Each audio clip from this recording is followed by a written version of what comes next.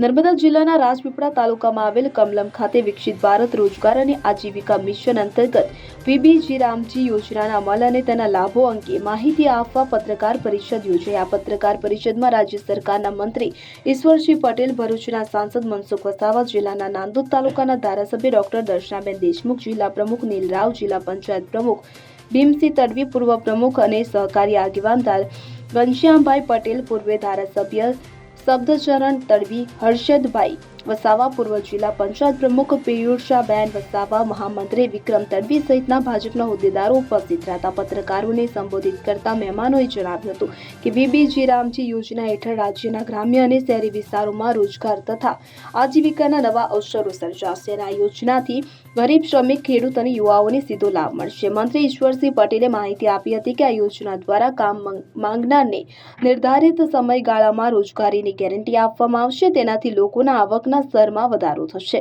આત્મનિર્ભરતા તરફ આગળ વધવાનો માર્ગ ખુલશે। તો સાંસદ મનસુખ વસાવાએ યોજના અંગે સરકારની પ્રતિબદ્ધતા વ્યક્ત કરતા જણાવ્યું હતું કે આ યોજના ગુજરાત સહિત સમગ્ર દેશમાં વિકાસને નવી ગતિ આપશે। ધારાસભ્ય ડોક્ટર દર્શનાબેન દેશમુખે ઉમેર્યું હતું કે વીબીજી રામજી યોજના માત્ર રોજગાર પૂરતી સીમિત નથી, પરંતુ આજીવિકાના ટકાઉ સાધનો ઊભા કરીને સામાજિક અને આર્થિક સશક્તિકરણનું મજબૂત માધ્યમ બનશે હોવાનું જણાવાયું હતું। પત્રકાર પરિષદમાં ઉપસ્થિત મહેમાનોએ અંતમાં જણાવ્યું હતું કે વિકસિત ભારતના સંકલ્પને સાકાર કરવા માટે આ યોજના એક મહત્વપૂર્ણ પગલું સાબિત થશે અને સામાન્ય જનતા માટે અત્યંત લાભદાયી બનશે। આદરણીય પ્રધાનમંત્રી શ્રી નરેન્દ્ર મોદી સાહેબના નેતૃત્વમાં સંસદના બંને ગૃહોની અંદર વિકસિત ભારત રોજગાર અને આજીવિકા મિશન ગ્રામીણ વીબીજી રામજી અધિનિયમ 2025ને જે મંજૂરી આપવામાં આવી છે તેના અંતર્ગત આજે અહીંયા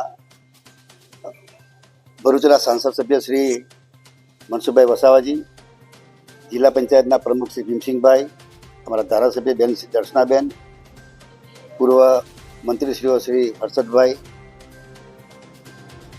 શબ્દુભાઈ, અહીંયા સૌ ભારતીય પાર્ટીના પ્રમુખ શ્રી અમારા નીલભાઈ, જે અધિનિયમ જે અગાઉ 2005માં જે મનરેગા નામથી જે યોજના ચાલતી હતી એના અંદર માત્ર માટીકામ, તળાવ ઊંડા કરવાની કામગીરી અને રસ્તા માટેની મજૂરી વર્ગ માટેનું કામ હતું, પરંતુ 20 વર્ષ થયા સ્વાભાવિક છે કે યોજનાઓને કઈ રીતના કરી શકાય। એ જોવે છે કે જે તે વખતે 2011-12ની વાત કરતા 25.7% ગરીબી હતી।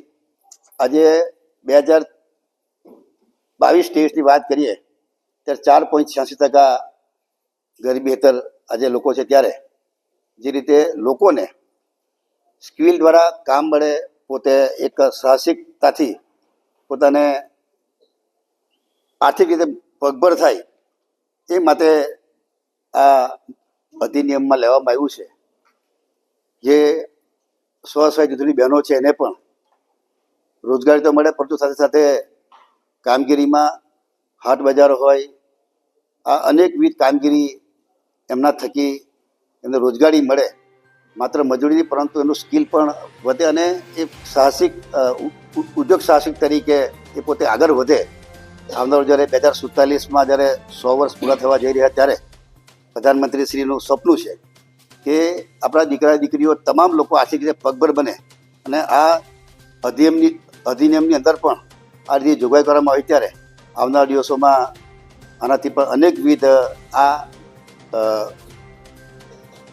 વીબીજી રામજી અંતર્ગત લાભ થવાનો છે।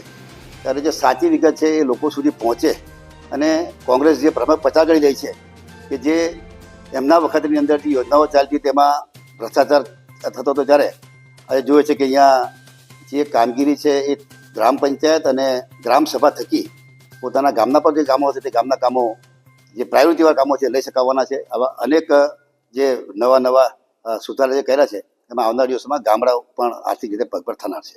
દીપક જગતાપ, CN24 ન્યૂઝ, રાજપીપળા। હવે જુઓ દેશ દુનિયાની તમામ ખબરો તમારી આંગળીના ટેરવે। ઉઠાવો મોબાઈલ અને ગૂગલ પ્લે સ્ટોર પરથી ડાઉનલોડ કરો અમારી CN24 ન્યૂઝ મોબાઈલ એપ।